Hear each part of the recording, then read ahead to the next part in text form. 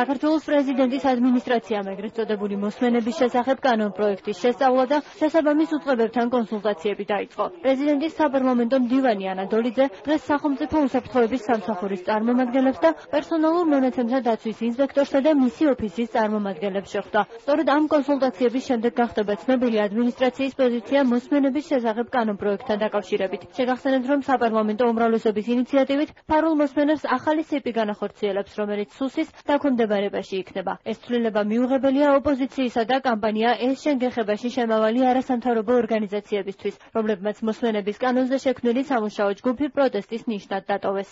ჩვენ დავიწყეთ ამ კანონპროექტზე მუშაობა, მისი ანალიზი და ეს შეუძლებელია შესაბამის დაკავშირებულ უწყებებთან კონსულტაციების გარეშე.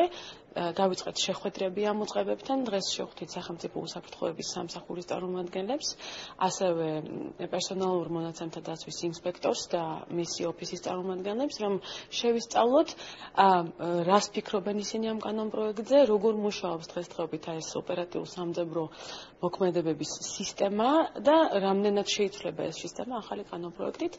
ამის შედეგად ბუნებრივია ჩვენ მოვამზადებთ ჩვენ პოზიციას.